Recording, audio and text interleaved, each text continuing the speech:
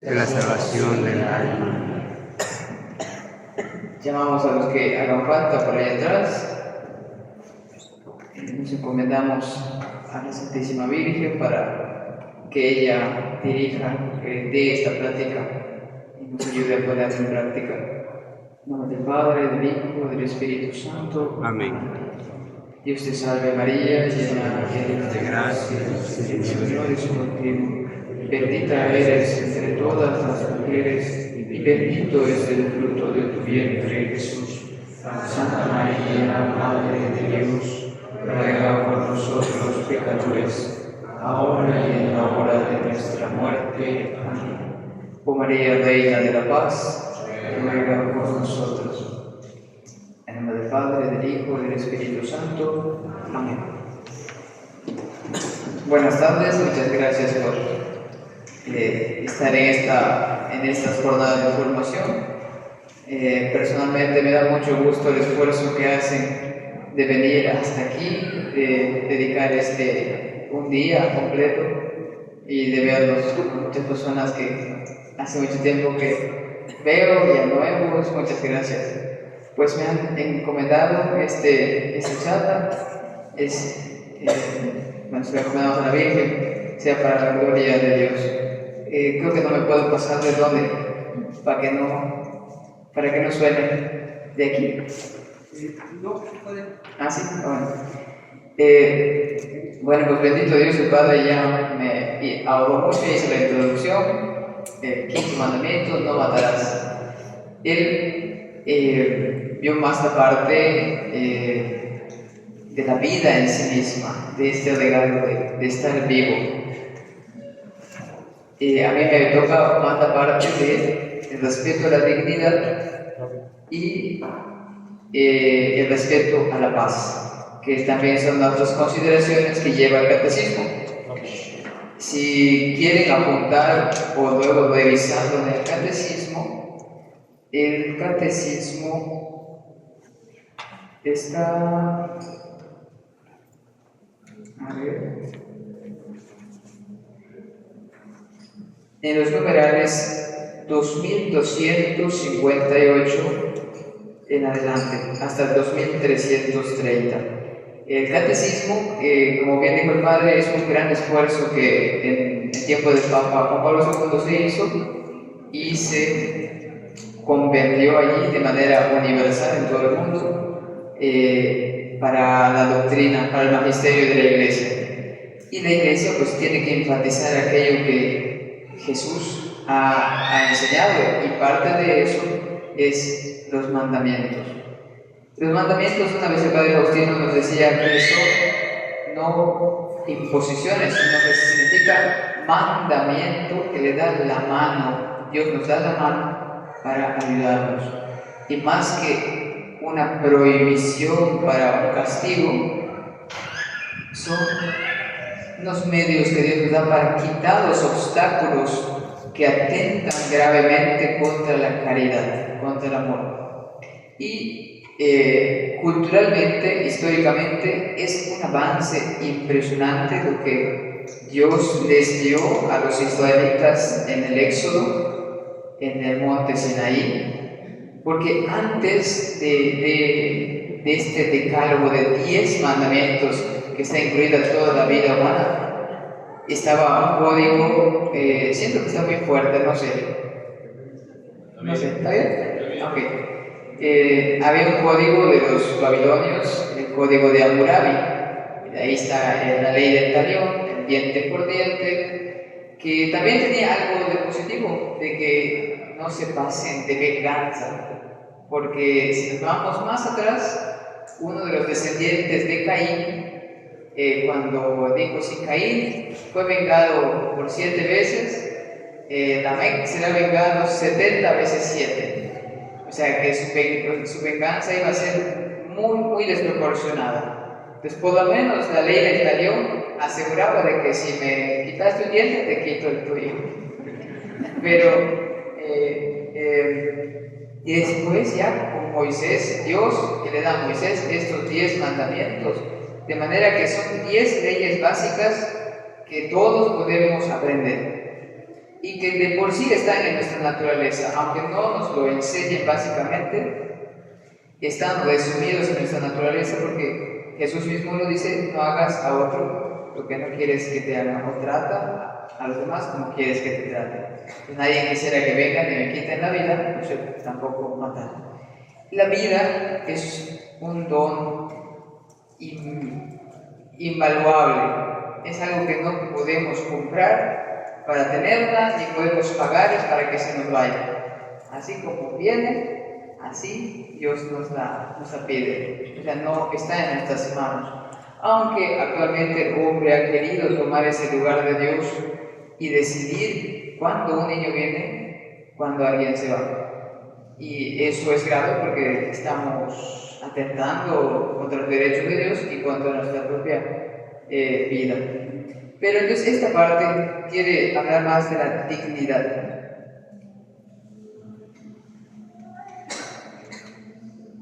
La vida y la dignidad que conlleva son un regalo infinito de Dios. ¿Por qué? Porque por el hecho de existir ya tenemos una dignidad. Todo ser, por el hecho de existir, tiene una dignidad, merece un respeto, porque existe, porque Dios lo ha creado, porque así Dios te quiso participar esa existencia. Antes de que existiéramos, solo Dios existía, y infinitamente feliz en sí mismo, no le faltaba nada, no le falta nada, no nos necesita, pero ha querido que participemos de la existencia en primer lugar y de su felicidad.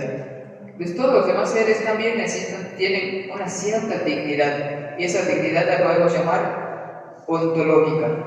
Ontos significa ser, existir, lo que existe, todo lo que existe. Entonces, hay una dignidad que en nosotros, por el hecho de existir y de que Dios nos hizo a su imagen y semejanza, nos hizo como Él, con una voluntad, con una razón y con estos medios una libertad, nos da una dignidad que es indestructible, inalienable, no se puede quitar, y tiene un valor infinito en cuanto a que podemos dirigirlo a Dios.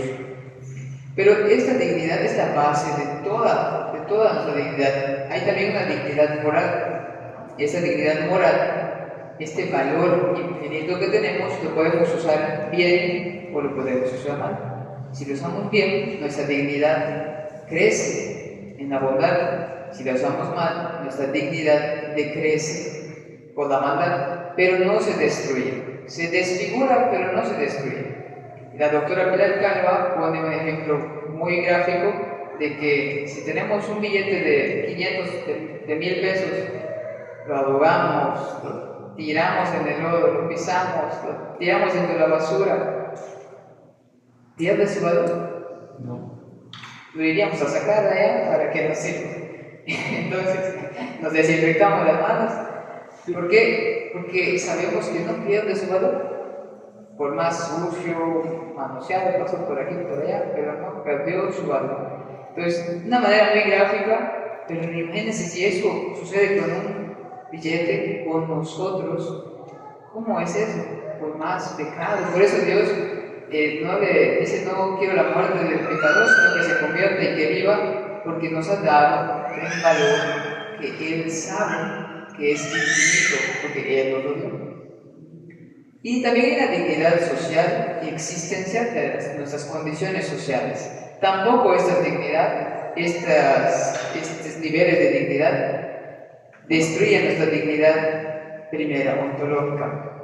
Si nos tocó ser más pobres, más ricos, con más educación, con menos educación, incluso a veces podemos tener todo, pero nuestra existencia aún así se siente vacía. Entonces, ahí se habla más de una dignidad existencial, cuando tengo problemas existenciales.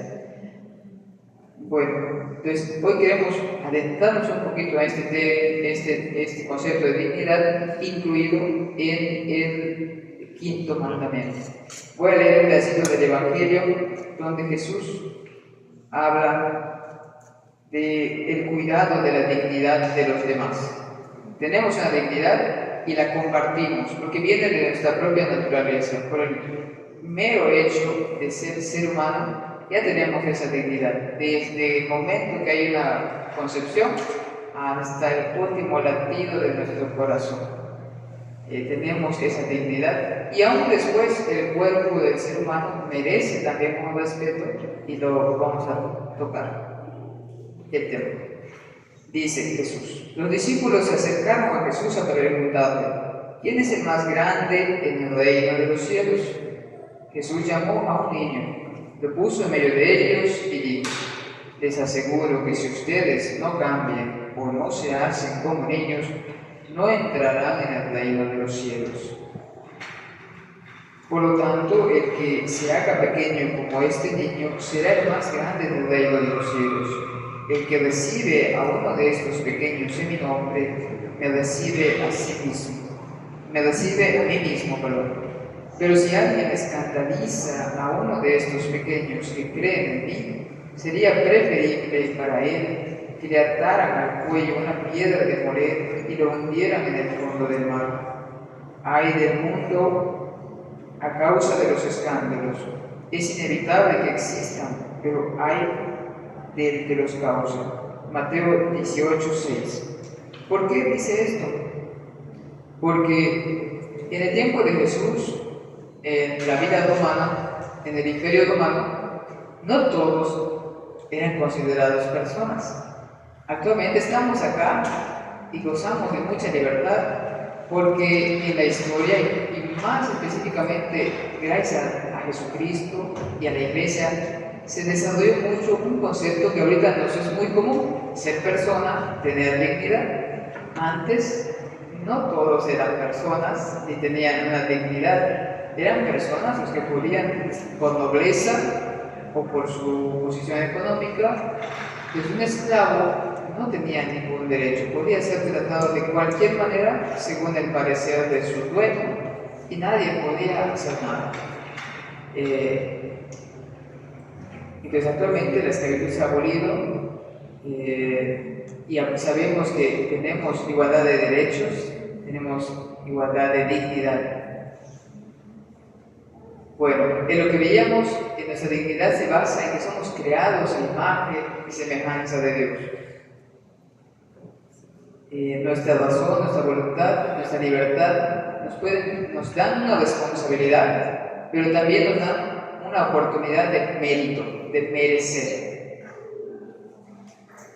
La dignidad manifiesta el regalo único, personal, irrepetible para cada uno de nosotros. Y también es una llamada para ir a Él, porque si Dios me confiere esta dignidad, ahorita vamos a ver lo que es una llamada, es para algo. La palabra dignidad tiene su origen en el Imperio Romano. Dignitas era una condición o un nombramiento que le daban a alguien para ser embajador o representante del emperador o de un noble, y era enviado en su representación para hacer algo. Tenía un poder ejecutivo para hacer algo. Estaba investido de una dignidad, Entonces eso le daba un poder, merecía un trato, no lo podían tratar como sea, y tenía un poder de ejecución. Entonces, de una manera semejante, también nuestra dignidad, la dignidad que Dios nos da, nos hace merecer un trato y nos da un poder para ir a Dios. Y también la dignidad es la base de cada uno de nosotros individualmente, pero también compartida comunitariamente, porque todos somos de la misma naturaleza y por lo tanto tenemos la misma dignidad. Es la base para el desarrollo de toda la vida humana y social. Es una cualidad personal, o sea, es mía, es una propiedad, es propia, es un valor intrínseco, o sea que es mío, propio. Por el solo hecho de existir, de ser persona humana, inalienable, indestructible, ya lo dijimos, pero puede ser mutable en su aspecto moral. La dignidad del ser humano nos hace merecer, entre varias cosas, todo esto. Ejercer nuestra libertad sin coacción, sin que nadie nos obligue, nos amenace, nos coarte nuestra libertad. Pero la libertad tampoco es hacer todo lo que yo quiera. Tengo que respetar la libertad de los otros y respetar las leyes y los derechos de Dios también. También nos hace merecer recibir un trato adecuado, bueno, conforme a nuestra naturaleza. También nos hace merecer usar los bienes materiales necesarios para nuestra vida material, para nuestra vida espiritual también. Y estar en general en las condiciones humanas, sociales, existenciales, adecuadas para nuestro desarrollo individual y comunitario. Y en general, la dignidad nos hace merecer todo aquello que perfeccione nuestra naturaleza racional para lograr el fin último que Dios te dio, que es llegar a Él. Pues desde que somos pequeñitos, pues la dignidad hace que necesiten cuidado de los papás, el alimento, el pediatra, luego la escuela, el cariño de los papás, el cuidado, una casa limpia, una casa sana. Pues todo eso, comida, deporte, todo lo que incluya nuestro desarrollo corporal, pero también emocional, mental, con tal de que nuestra naturaleza se perfeccione en todo lo que tiene, perfeccione su razón, su voluntad, sus emociones, ejerza bien su libertad. Entonces es una base muy grande, muy escondida dentro de nosotros, pero necesaria para todo. O sea, sobre ella se levanta todo nuestro desarrollo de cada uno de nosotros. Pero tiene un fin, es para algo, es para llegar a Dios. Y ese fin es el que guía la dignidad moral que debe ser dirigida hacia Dios, hacia lo bueno, para que no se denigre nuestra dignidad. Bueno, esto ya lo habíamos tocado, es la garantía o salvaguarda del desarrollo personal desde la naturaleza humana y es el cimiento o garantía de todos los valores de la sociedad humana, especialmente de la libertad, de todos los derechos y obligaciones sociales. Este concepto fue recogido, fue promulgado en la Declaración de los Derechos Humanos. Y todo esto pues, fue básicamente todo el desarrollo del concepto de la dignidad de persona fue gracias a la Iglesia, que luego de las guerras mundiales pues se ve en la necesidad de las sociedades de declarar estos derechos, no reconociendo directamente a Dios como la base, pero por lo menos dijeron que por el hecho de ser personas tenemos una dignidad y que es la base de todos nuestros derechos. Entonces nosotros no nos quedamos en ese nivel social, sino que sabemos que viene desde Dios, por ser imagen de Dios, y a la vez nos lleva hacia Él. O sea, es cíclico. Primero viene de Dios y nos lleva a Él. Es un concepto muy, muy rico. Sí, ese lo habíamos dicho, es individual, incomunicable, pero por su naturaleza es relacional. ¿Por qué por su naturaleza? Porque como cada uno tenemos la misma naturaleza, tenemos la misma dignidad, entonces eso nos permite relacionarnos de iguales a iguales, con la misma dignidad.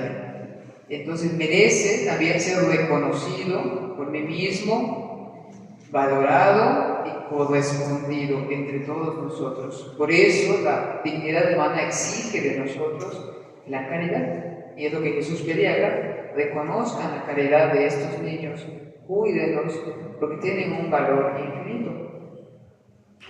Bueno, y se cultiva personalmente. Yo tengo que ser consciente, cultivar mi dignidad, pero también comunitariamente. Y parte de, creo que esta charla, esta formación, pues es eso, de conocer y valorar lo que Dios nos ha dado para entre todos cuidar eso. O sea, es un deber cuidarlo.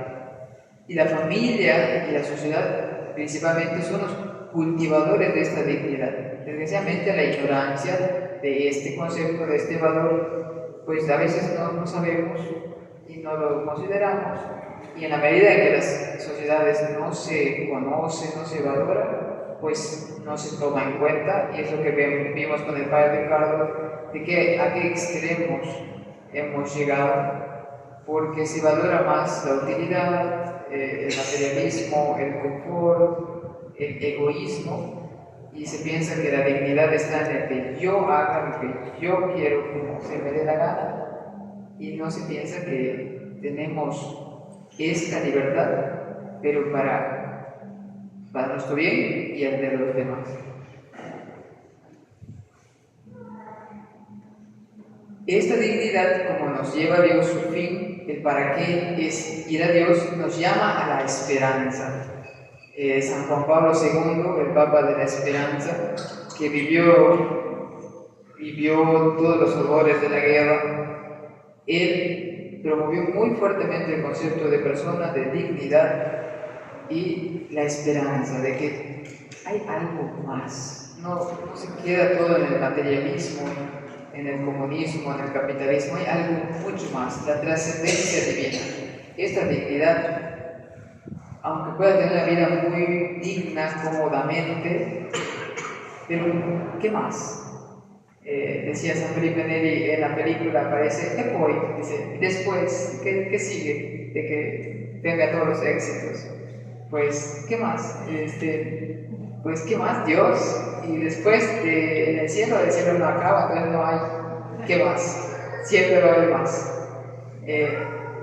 Y la dignidad entonces solo alcanza su perfección en la salvación eterna, cuando este gran valor que tenemos lo podemos llevar a ese lugar donde no hay ladrones, no hay polillas, no se va a perder, no va a poder cambiar, solo va a poder crecer. Por eso decía Jesús, donde está tu tesoro, está tu corazón. Entonces poner el corazón de una vez ahí en el cielo, para que nuestra dignidad de una vez ya la pongamos allá. Entonces, esta dignidad solo se perfecciona llevándola a Dios. Y es la santificación, vivir en gracia de Dios. Y hay un criterio de cuidado, que es cómo tenemos que cuidarlo, qué tenemos que hacer para cuidarla, es procurar todo aquello necesario para la salvación eterna.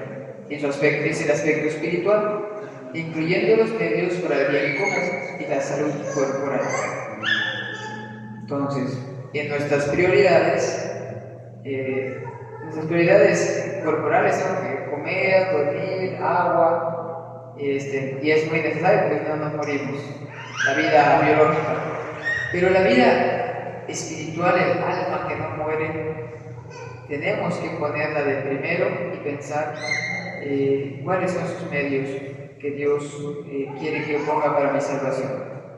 Conocer primero que Dios existe, que Dios es bueno, que Dios me ama, que Dios tiene un plan para mí, para todos, y que si sigo sus indicaciones, sus mandamientos, no como normas rígidas que me prohíben, sino que van quitando lo que obstaculiza la caridad, voy a llegar a un perfeccionamiento, al culmen de mi dignidad. Entonces, sí hay que procurar los medios.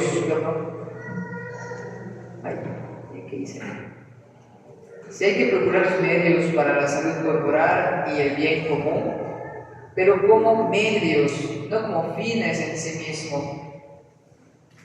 Entonces, todos los medios, de tanto cuanto yo uso de la comida, del agua, de todos los bienes que Dios me da, de la educación, tanto cuanto me ayude para la salvación eterna, para estar en la gracia de Dios.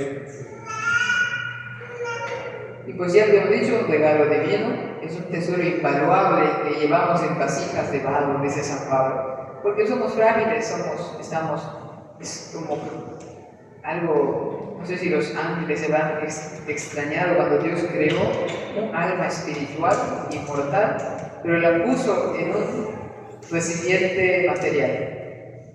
O sea, compartimos la materialidad con los animalitos. Y entonces, pero a la vez tenemos un alma inmortal capaz de darse cuenta de su existencia, de ser conscientes, de querer la felicidad eterna. Entonces tenemos un tesoro, el alma espiritual, que puede conocer y llegar con Dios, con la gracia de Dios, pero en un medio muy frágil, que es nuestra corporalidad, que podemos pecar, pero gracias a Dios nos podemos arrepentir y volver. Entonces dice San Pablo eso de que sigamos conscientes de que llevamos un tesoro muy invaluable, infinito, pero en vasijas de barro. Pero si ponemos ese tesoro ya, lo mandamos al banco, por así decir, en el cielo, esta vasija de barro también la van a mandar al cielo y ya, no se va a tener que preocupar de nada. Y bueno, esto nos da este mandamiento para salvaguardar este bien, para castigar. Y los mandamientos que habíamos dicho son guardianes de la caridad con Dios. Por eso manda primero, amarás a Dios sobre todas las cosas. Los 3 primeros mandamientos son hacia Dios. Los otros 7 son hacia nosotros y hacia nuestros prójimos. Con nosotros mismos y con nuestros prójimos. Y bueno, aquí ya entramos un poquito más en lo del catecismo. Lo anterior fue más el tema solo de la dignidad. Y el catecismo nos dice que también la dignidad se ve muy afectada con el pecado de escándalo. El escándalo es un término griego que significa poner piedras en el camino para que cuando pasen los carruajes antiguos, ahí choquen y los puedan asaltar, se puedan quedar sin su medio de transporte. Había muchos bandoleros que así robaban. Entonces es poner piedras de obstáculo. Y el escándalo actualmente pues se considera inducir a otros a hacer el mal. Entonces cuando nuestras actitudes o voluntariamente inducimos a otros a hacer el mal, es un pecado para mí y puedo generar que otro haga un pecado y puedo generar su muerte espiritual.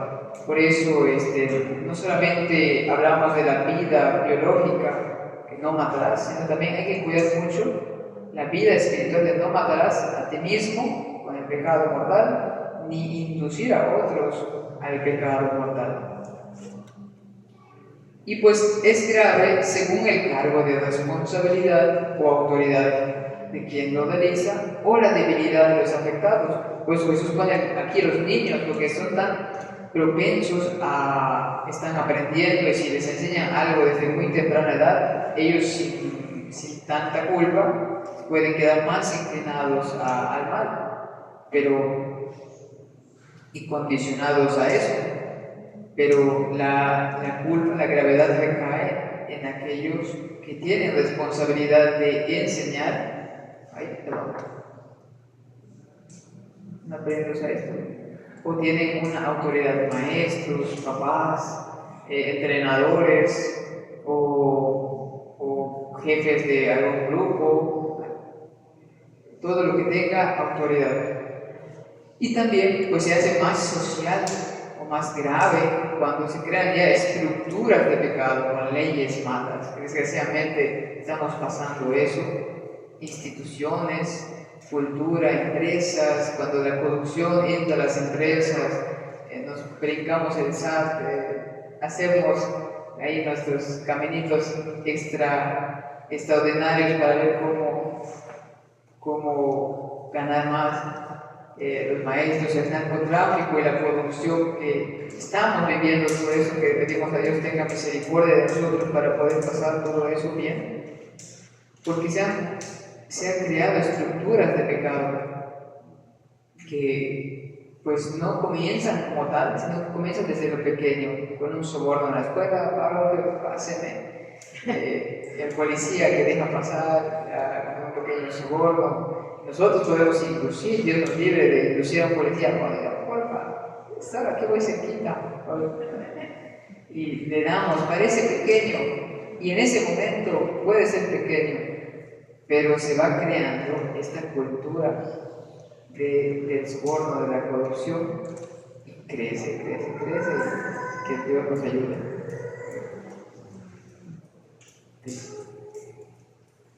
También la salud. La salud es un medio muy importante, un instrumento muy importante para ejercer la vocación que Dios nos da. O sea, si no estamos sanos, estamos allá y no podemos hacer muchas cosas. Entonces, si Dios nos da salud, es para que ejerzamos la vocación en la que estamos. Pero la salud es necesaria cuidarla por nuestro propio bien, por el bien común de los demás, pero tampoco es un valor absoluto, es un medio, como dijimos, es un medio corporal, es una condición corporal que es un medio. No hay que idolatrar al cuerpo, no hay que poner al cuerpo sobre todos los demás valores. O por ejemplo la selección de fuertes y débiles, como quería hacer Hitler o el nazismo, y descartaron a los judíos. Sí se puede procurar todo el bien al cuerpo que sea necesario y posible, pero sin idolatrarlo, sin poner como principal meta eso, y sin, por ejemplo, decir, no voy a misa porque tengo fútbol, tengo que ir al gimnasio, porque no puedo, porque mi dieta, ni esto, ni otro, y mi familia no la puedo ver, estoy preocupado en cuidar mi cuerpo, tengo natación, tengo tenis, tengo con todo enfocado al fitness. Y se olvidan de convivir con su familia, se olvidan de que la felicidad no está en verse bien. Hay que tener todo el cuidado para estar sanos. El deporte es buenísimo, bien utilizado nos lleva a Dios. Y claro, también el cuidado del cuerpo no hay que llevarlo a extremos.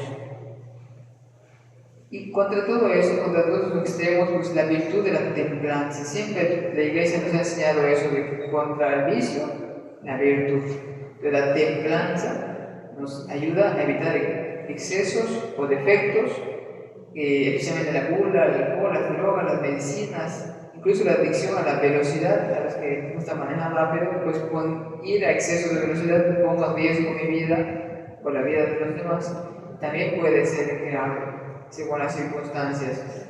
Entonces, dentro de la dignidad, esa dignidad en la salud también. También en la investigación científica es algo muy importante. Gracias a los avances de la investigación científica, pues gozamos ahorita de una salud, de medios de medicina, de hospitales, de avances que nos permiten tener una mejor calidad de vida, un mayor ¿cómo le llaman? Cuando tienes más posibilidades de vivir más tiempo. ¿Cómo? Longevidad. Entonces todo eso es bueno, pero tampoco es un fin en sí mismo, tiene un valor absoluto, de que por investigación científica puedo hacer o se puede hacer lo que sea. Puedo someter a seres humanos de una tribu, porque no saben, los someto a un experimento y a ver qué va a pasar.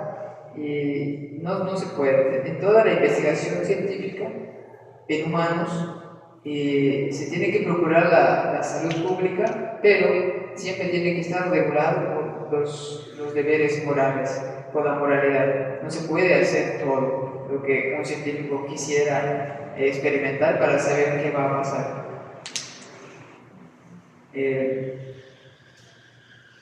Debe ser guiada siempre por la dignidad de la persona y debe contenerse en los límites de la moralidad.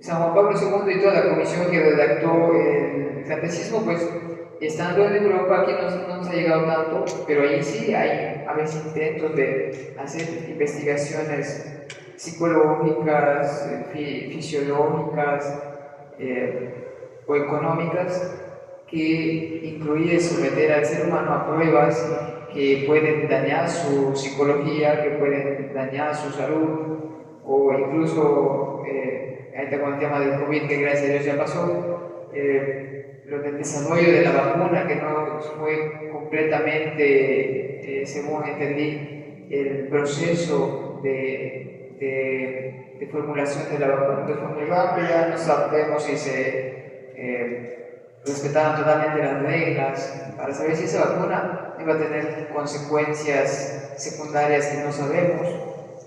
Entonces, creo que eso puede ser un ejemplo para tratar de que no podemos hacer lo que sea, lo que se nos ocurra, investigación científica, si no respetamos la dignidad de las personas y los límites de la moralidad.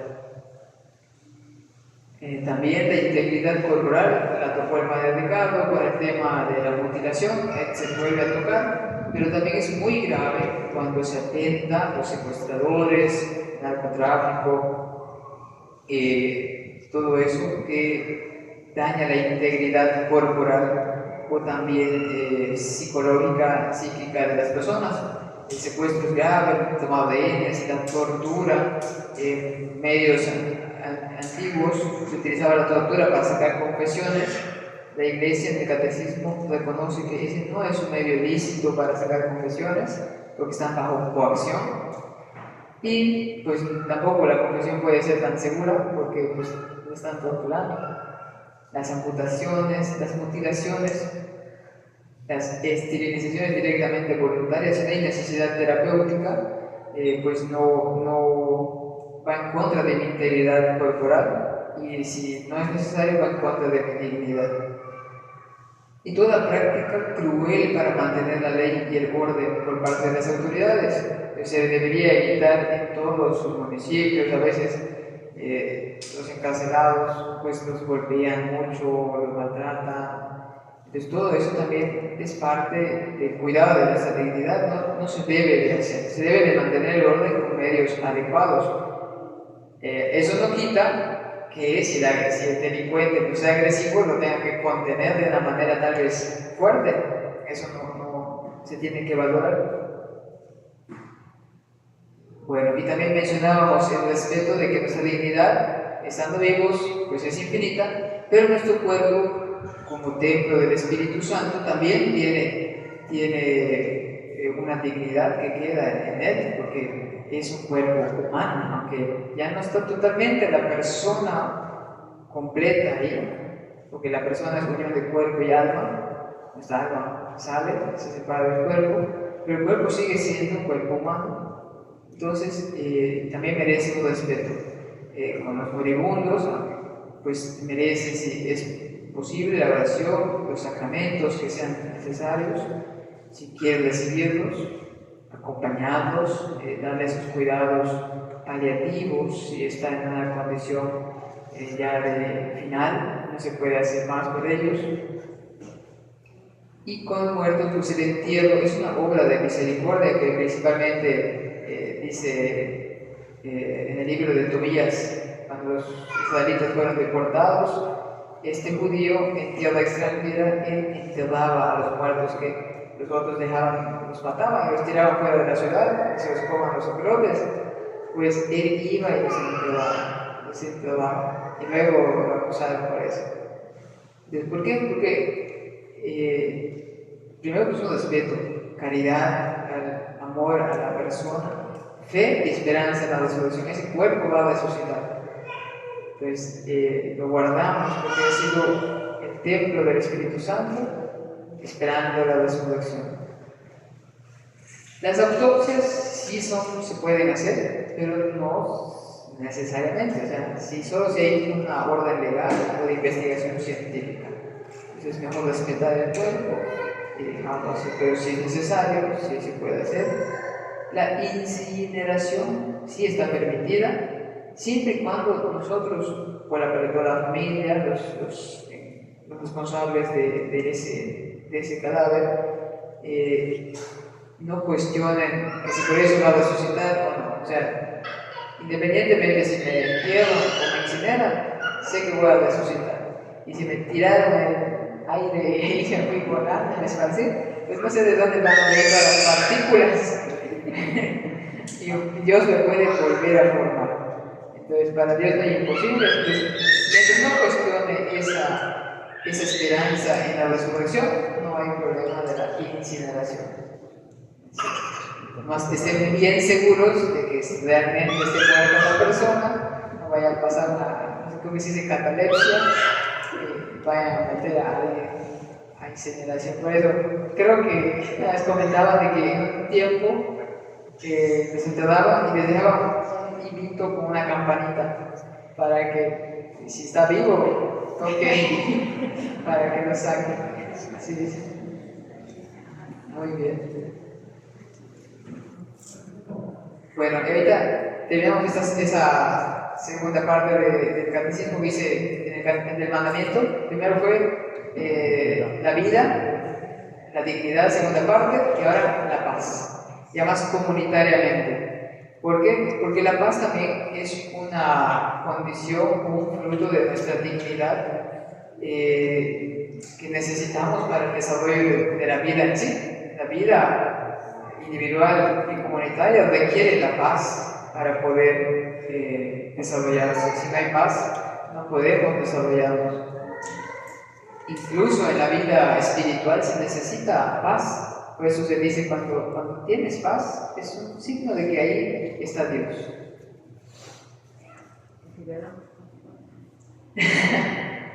Dice Mateo 5, 21, 22, todo el que se encolerice con su hermano. O sea, Jesús ya había dicho, antiguamente le dijeron, no matarás. Pero yo os digo, dice Jesús. O sea que además de eso, yo os digo, todo el que se encolerice, solamente con que te molestes y insultes a tu hermano o le desees mal, será nuevo de tribunal. O sea, Jesús se pone más estricto. ¿Por qué? Porque cuando Moisés le dieron la ley, pues se lo dieron porque, el pueblo de Israel estaba saliendo de Egipto, tenían que ver la ley del talión, Dios los tenía que educar todavía mucho, tenía que formar un pueblo y les da este mandamiento. Y si no les ponía este mandamiento, cualquiera podía matar a otro y no había una seguridad para poder desarrollar el pueblo. Entonces Jesús lo lleva un poquito más extremo y los padres de la iglesia, después de que Jesús va al cielo y empieza la iglesia, los primeros padres de la iglesia estudian esto, lo meditan y dicen, ¿por qué la cólera contra alguien me va a llevar al tribunal? Porque si me encolerizo contra mi hermano, de ahí del corazón, ese deseo puede crecer y puede, aunque no llegue, puede llegar hasta matarlo. Y ellos dicen, ¿para qué entonces Dios nos dio la ira? La ira es algo que está en nuestra naturaleza. Si está en nuestra naturaleza es que Dios la puso ahí, pero para algo, para que le llaman apetito irascible. O sea que es algo que podemos hacer, que podemos molestarnos. ¿Pero contra qué? Pues dicen los padres de la iglesia, Dios dio al hombre la ira para defenderse del mal. Antes del pecado original, dicen que el hombre estaba puesto a prueba, tenía que rechazar las tentaciones del demonio, tenía que defenderse del mal y también había ciertas cosas que tenía que luchar por el bien. Entonces la ira es luchar por el bien contra el mal. Para eso sirve. Entonces no es para encolerizarse contra tu prójimo. ¿Por qué? Porque tu prójimo es tu igual. Si amas a tu prójimo como a ti mismo, pues lo perdonas, aunque tenga tal vez algunos defectos o algo te cause daño a ti, pero lo perdonas y tratas de corregirlo, pero sin encolerizarte. Estaba leyendo el Catecismo de Santo Tomás, dice alguien dijo un dicho, te castigaría si no estuviera enojado. Te castigaría si no estuviera enojado. O sea, la corrección no es mala. El enojarse para castigar, eso es malo. Entonces, no hay que esperar a estar enojados, encolerizados, para corregir buenamente al que lo necesite o al que esté bajo nuestro cargo. No hay que esperar como papás, lo estás juntando. Entonces, no hay que esperar que lo juntes, sino que hay que corregirlo buenamente. No no hay que esperar a que ya esté totalmente molesto para darte ya. No, eso no. Hay que corregirlo desde las primeras buenamente. Después Jesús dice, todo el que se encolerice, porque la cólera, la ira, no es para encolerizarse contra nosotros, contra los demás, es contra los espíritus malignos, contra el pecado, y también, pues si algo es algo, un bien algo que tengo que lograr, esa buena ira me lleva a esforzar, voy a ponerle todas las ganas. Pues esa ira se puede utilizar para lograr un buen fin, una buena meta. Le voy a echar ganas. No siento ese enojo, pero tengo esa fuerza. La ira es como una fuerza para llegar a la meta o para contener, para rechazar el mal. Entonces, ¿sí? Hermano, entonces quiere decir que la ira existe desde Caín cuando mata a Abel. Claro, Caín, Dios mismo le dice cuando Caín era pastor, ¿verdad? Y Abel, Abel era pastor y Caín era agricultor. ¿Cuál era primogénito? ¿Caín o Abel? Caín era el primogénito. Y estaba muy contenta Eva porque fue el primer hijo que Dios le dio. Dice, te pongo Caín porque con la ayuda de Yahvé he conseguido un hijo. Dice, estaba muy contenta nuestra madre. Y hace su ofrenda y Dios le agrada más la de Abel, ¿verdad? Y entonces, ¿qué pasó con Caín? Se molestó, quedó triste, estaba envidioso y Dios mismo le dice, si obraras bien, no estarías así. O sea que su ofrenda, de ahí se entiende de que su ofrenda no era tan recta su intención. Entonces, de eso que Dios le dijo, si obraras bien, estarías bien. Entonces, se ve que su ofrenda no es tanto la ofrenda, sino que su intención, o la forma como Caín hizo esa ofrenda, pues no le agradó tanto a Dios. No sé si porque no ofreció los primeros frutos o los mejores frutos, porque en Abel se dice que ofreció los primogénitos. En cambio, en Caín no dice, solo ofreció frutos, pero no especifica si ofreció los primeros, los mejores. Se quedó así. Pero cierto el caso que lo que Dios le dice revela que él no estaba tan bien en su intención. Y después de eso le dice Dios, el pecado está a tu puerta como un león acechando para devorarte, pero tú puedes dominarlo. O sea, puedes utilizar tu apetito irascible para defenderte del pecado, para no consentir esa semilla, ese rencor contra tu hermano Abel. Y pues no hizo caso y desgraciadamente pasó eso. Y dice un comentario de un monseñor Straubinger, dice que esa prueba, o sea, ese suceso fue muy amargo para nuestra madre Eva, porque allí ella comprendió las consecuencias del pecado original, o sea, experimentar la primera muerte violenta de su primer hijo, o sea, de su segundo hijo, perdón, y la muerte espiritual de su primer hijo.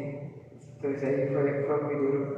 Y sabemos después que por el diluvio se entiende de que la descendencia de Caín desaparece, Abel no tuvo descendencia y tuvo un tercer hijo, Set, que de ahí sigue. Bueno, ¿por qué dijimos todo esto? Porque todo aquel que se encolerice contra su hermano será llevado ante el tribunal. Entonces, ya sabemos que la ira sí se puede, Jesús la utilizó buenamente. ¿Por qué? Porque defendió al que tenía que ser defendido en primer lugar, a Dios, porque no le daban el culto en el templo que se le debía. Entonces él, pues, aunque tenga que latigar a alguien, pues lo hizo, porque había un valor mayor que defender, que son los derechos de Dios. Pues sí, la semana mal. Parece, no sé. A ver, cuando lleguen al cielo lo van a ver. Sí, dice San Francisco de Sales que a los que vendían palomas les dijo, saquen eso de acá, o sea, no se los foto. Pero que sí contó son las monedas y todo eso, porque eso se da la avaricia. Pero el que dice San Francisco de Sales que en un evangelio especifica, a los que vendían palomas les dijo, saquen eso de acá, no se los. Porque también creo que respetó a las palomas de que no se desfaman las palomas. Bueno, esa ira, ese deseo de venganza, no es lícito hacer mal al que merece castigo. O sea, al que necesita corrección, hay que corregirlo. Pero no es lícito hacerle el mal, la venganza, porque la venganza es tomar la justicia por mi propia mano. Entonces, la justicia de por sí es un efecto que Dios va a dar en su momento y no me corresponde a mí tomar justicia de mi propia mano. Sí me defiendo a los que tengo bajo mi cargo, pero no es lícito hacerle el mal propiamente para satisfacer mi ego herido. Ahora yo te cobro lo que tú me hiciste. No es venganza, dice Santo Tomás de Aquino, es reparación. Es necesario hacer una reparación para la corrección de los vicios y el mantenimiento de la justicia. Entonces, hay que ver que la razón guíe a la corrección, no la emoción de la ira, de la venganza. Y el odio voluntario es contrario a la caridad. Podemos experimentar el odio de manera involuntaria. Sí, alguien nos hizo algo y siento mal contra esa persona, pero lo siento, no lo consiento ni lo fomento.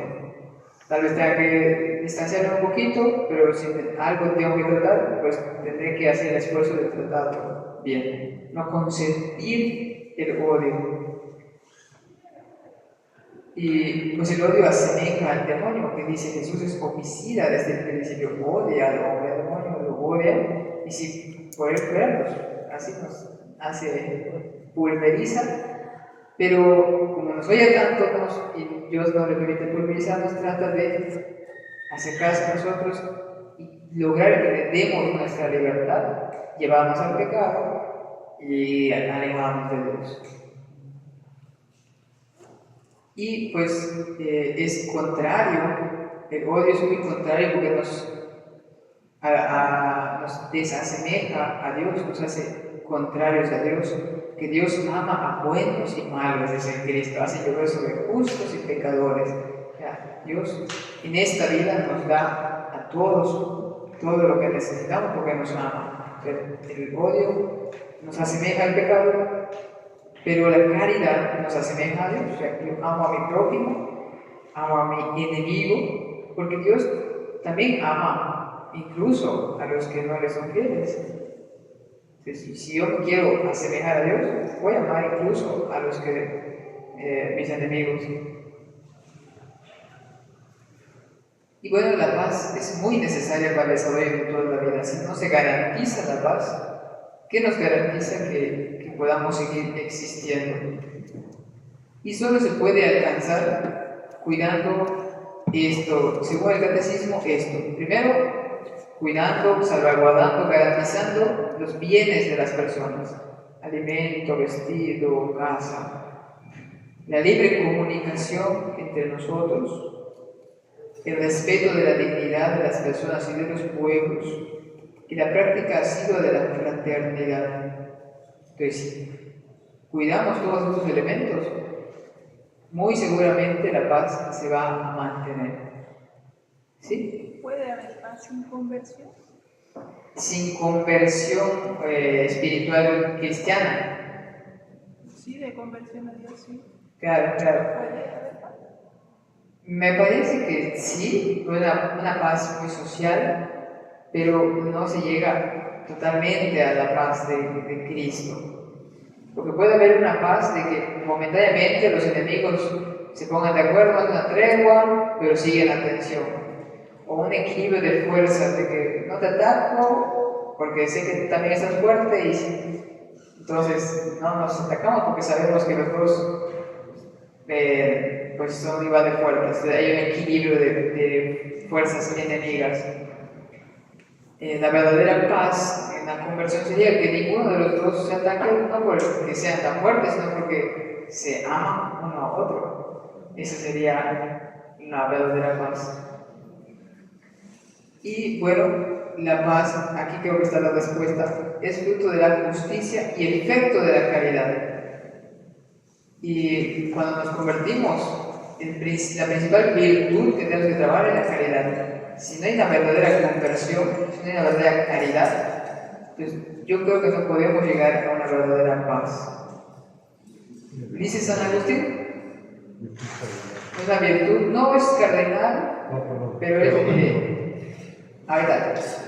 Dice San Agustín la definición más común, clásica, dice San Agustín, es la tranquilidad en el orden. Cuando hay un orden en la sociedad, en nosotros mismos, pues estamos en paz, porque nos respetan y respetamos a los demás, respetamos las cosas y cada cosa está en su lugar. Eso nos lleva a estar en paz.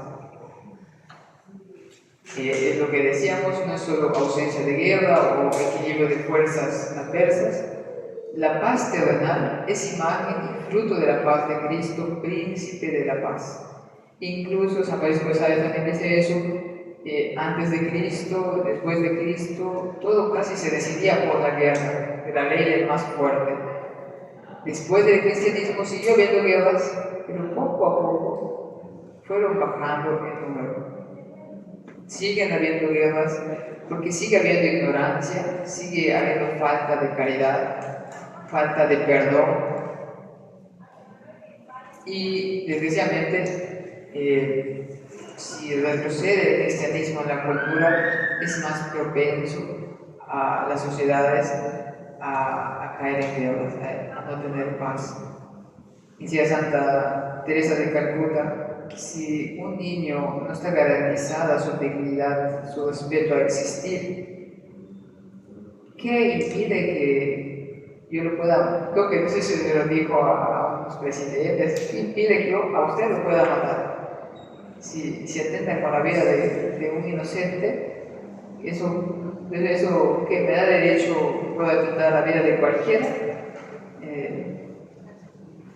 Y dice Jesús, bienaventurados los que construyen la paz, porque se les llamará hijos de Dios. O sea, la importancia de trabajar por la paz, porque vamos a ser como Dios. Si somos hijos de Dios, somos como Dios. Las bienaventuranzas es como decían, la fórmula de los santos. ¿Quieres ser santo? Lee todas las bienaventuranzas, practícalas y vas a ser santo. Entonces, casi como una de estas termina Jesús, porque otra, pero es bienaventurados, dichosos, felices, los que construyen la paz, porque se les llamará hijos de Dios. Desde Caín y Abel, por así decir, la primera guerra entre hermanos, hasta Cristo, como Cristo viene a recalcar esto de la paz. Renunciar a la defensa violenta, siempre y cuando no se lesiona o lesione derechos y obligaciones de otros hombres y sociedades, es un testimonio evangélico. Lo que decía el Padre Ricardo, de que Jesús nos dijo, en ciertos momentos, si no me afecta en mi existencia, en mi vida biológica, o no afecta a los que tengo a mi cargo, puedo dejar incluso que me ofendan, puedo poner la otra mejilla, porque una ofensa no me quita mi dignidad, sí me hiere emocionalmente, pero no me quita mi dignidad. Y el que está disminuyendo su dignidad moral es el que peca, el que me ofende. Y a mí, en realidad, pues sí me lesiona emocionalmente, pero no me afecta mi dignidad. Puedo poner la otra mejilla, no me quita mi dignidad de eso. Perdonar no me quita mi dignidad, al contrario, eleva mi dignidad moral. Pensando en la dignidad que decíamos ontológica, la existencia que Dios me dio a su imagen y semejanza.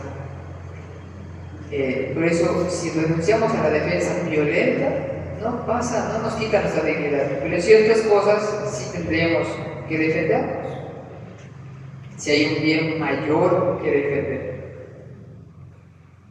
Y siempre es un deber evitar la guerra, pero puede ser lícito, aunque siempre doloroso, el último medio para preservar un bien mayor. La Iglesia, en el Concilio Vaticano II, saca un documento que se llama Gaudium et Spes, gozo y esperanza, que habla sobre la legítima defensa, que es algo que los medievales estudiaron mucho, Santo Tomás de Aquino, que puede haber una legítima defensa militar, o sea, con la fuerza. Los caballeros templarios, los militares, cada nación tiene el deber de tener un cuerpo que lo defienda en caso de una agresión. Y vamos a leer los criterios que marca para la legítima defensa. Dice el Catecismo en su numeral 2307. Dice, sin embargo, mientras exista riesgo de guerra y falte una autoridad internacional competente y provista de la fuerza correspondiente, una vez agotados todos los medios de acuerdo pacífico, no se podrá negar a los gobiernos el derecho a la legítima defensa. Si un gobierno dice, me están agrediendo, ya intenté por todos los medios pacíficos evitar esta amenaza, pues tengo el derecho de defenderme con fuerza. Pero se han de considerar con rigor las condiciones estrictas de una legítima defensa mediante la fuerza militar.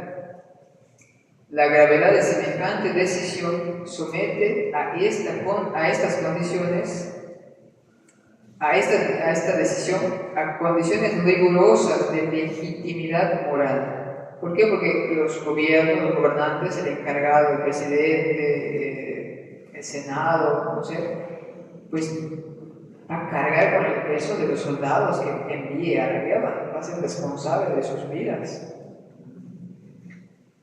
Entonces, estas son las condiciones que tienen que revisar realmente. Si se cumplen todas, puede reclamar y hacer valer su derecho a la defensa por la fuerza. Dice, primero, que el daño causado por el agresor a la nación o a la comunidad de las naciones sea duradero, grave y cierto.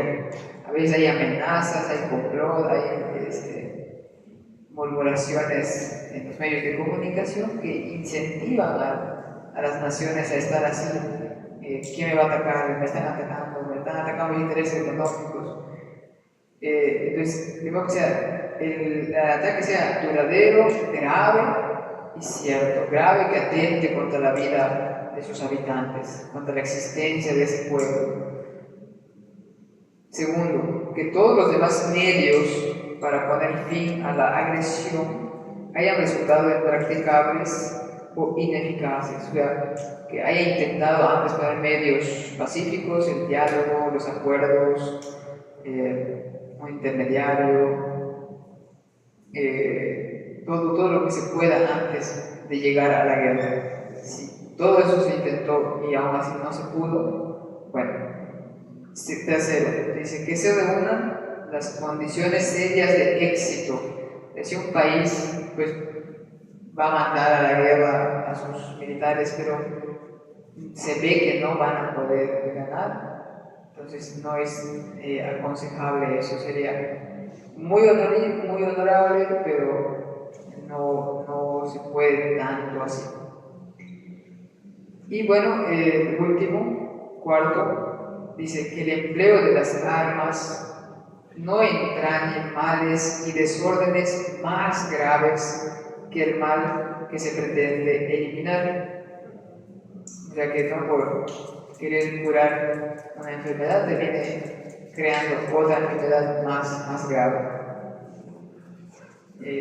El poder de los medios modernos de destrucción obliga a una prudencia extrema en la apreciación de esta condición. Sí, San Juan Pablo II vio cómo la carrera por el armamentista en Europa era horrible. O sea, ¿quién tiene más armas, tiene más bombas atómicas? Es muy desproporcionado querer dominar la economía, dominar un territorio, queriendo aplicar esas armas de destrucción masiva que acaban pueblos enteros, que acaban una nación entera. ¿Por qué? Porque la vida humana es un valor infinito, veíamos, y nada justifica que la destruyamos como cualquier basura. Entonces, por eso la gravedad de la guerra.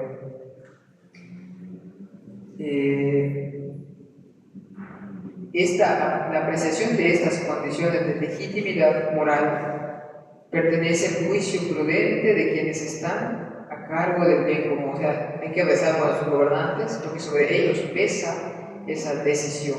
Y si no conocen estos criterios, pues es muy probable, lo más probable, que se lleven en la toma de decisiones. También, si se puede rehuir al uso de las armas, sí, si por objeción de conciencia, mi conciencia me dice no podemos ir contra nuestra conciencia, no podemos ir contra esa misma dignidad de libertad que tenemos. Si yo digo no, pues no. El padre Pío lo llamaron a la guerra, lo parado, dijo no voy a ir a la guerra. Y espiritualmente ayudó muchos en la guerra, en la película.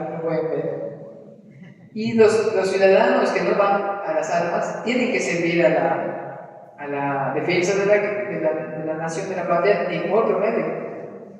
Santa Teresa Benedicto de la Cruz, judía alemana, antes de su conversión, estaba estudiando y entra en la guerra, y ella, pues, patriotamente, no puede ir a la guerra, pero digo, yo me enlisto a las enfermeras y mándenme al hospital más difícil. Y ahí estuvo. Y luego, filósofo, ya podía decir, no tengo que hacer mis trabajos de filosofía, dijo, yo me voy a ayudar a mis hermanos de la patria. Sin embargo, la guerra como medio para evitar un mal, no todo es lícito, siguen en vigor todas las leyes de respetar la vida de los capturados, de los prisioneros de guerra, tratados humanamente. Pero desgraciadamente, cuando hay una situación de guerra o de desorden social, ahí salen ladrones, violaciones, un montón de cosas, porque la autoridad como que en ese momento no está.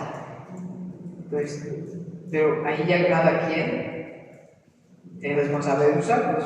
Si la autoridad principal, digo, si es legítimo según todas esas condiciones, ok, ya después cada quien, los soldados mismos, tendrán su responsabilidad de cómo han actuado. Por eso sigue en vigor la ley moral. Los genocidios son un pecado grave, mortal, porque queremos rescatar un bien o detener un mal, pero acabar con muchísima gente no es proporcional a lo que se busca. Y pues las armas masivas son ilícitas porque destruyen, matan mucha gente. Las armas atómicas, biológicas, químicas que amasan pueblos. Y bueno, vamos terminando. ¿Cuándo sembramos la paz? ¿Cuándo somos esos hijos de Dios que sembramos la paz? Cuando perdonamos, cuando guardamos silencio y dejamos pasar algunas ofensas, si no es indebido, que una mamá si un hijo le falta respeto, yo creo que no es lícito dejarlo, ay pobre, no sé, hay que corregirlo, porque hay que respetar el derecho de honrar a tu padre y a tu madre. ¿Cómo? Bueno, cuando educamos bien a los hijos o personas a nuestro cargo, tenemos la responsabilidad y no hacemos ocasión de escándalo. Por ejemplo, aquí pues ir a misa y llevarnos a misa a los hijos, pues es una buena educación. Si mi papá no va a misa, pues yo tampoco, pues ya con esa actitud he sembrado un escándalo en mi hijo, en los hijos, y que pues no voy tampoco. Cuando no somos egoístas, cuando tenemos caridad, cuando no somos soberbios, no buscamos nuestros intereses, mío, como a veces de niños, mi juguete, somos humildes y compartimos.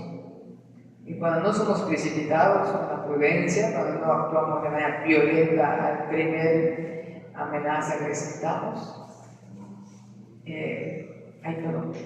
Cuando en general procuramos el bien a los demás, ama a tu prójimo como a ti mismo, por eso decíamos, la paz es fruto de la caridad. Cuando reconocemos al otro como un semejante, cuando reconocemos la dignidad de los otros como un hermano, como imagen de Dios, es muy duro. Un soldado cristiano voy a matar a otro, es imagen de Dios. Creo que una película, no me acuerdo cuál, de que unos soldados estaban en sus trincheras, de toda la balacera, pero llega un día de Navidad y salen a compartir la Navidad. O sea, porque en realidad ellos son el medio ejecutivo, los que se están peleando son los de arriba, que están en sus oficinas, pero ellos, ¿qué culpa tienen? Sin embargo, tienen que hacerlo por deber patrio. Y salen a la Navidad, o sea, qué impresionante. O creo que hay un caballo. En la guerra había, creo que en la Primera Guerra Mundial hubo más caballos de guerra. Desde un caballo queda todo embarañado en alambres de púas, y unos soldados querían rescatarlo. Nadie se atrevía a ir a rescatarlo porque. Y uno tuvo el valor, o algunos, y los del otro bando le tiraron las tenazas para cortar las alambres. Todos querían salvar al caballo, porque pobrecito, pero nadie se atrevía. Como la dignidad, aún en medio de esas cosas, sigue estando la dignidad de la persona. Y porque, pues principalmente reconozco al otro como imagen de Dios, como un compañero y ayuda de viaje en este mundo hacia Dios. En general, cuando reconocemos, valoramos la dignidad del otro. Tenemos que reconocer nuestra dignidad para poder reconocer la dignidad del otro. Amarás a tu prójimo como a ti mismo, no en vez de a ti mismo. Porque el amor no da para todo, el amor no se acaba. Puedo amar a los otros y amo a Dios. El amor da para todo. Y San León Magno dice en un sermón de Navidad: reconoce, oh cristiano, tu dignidad.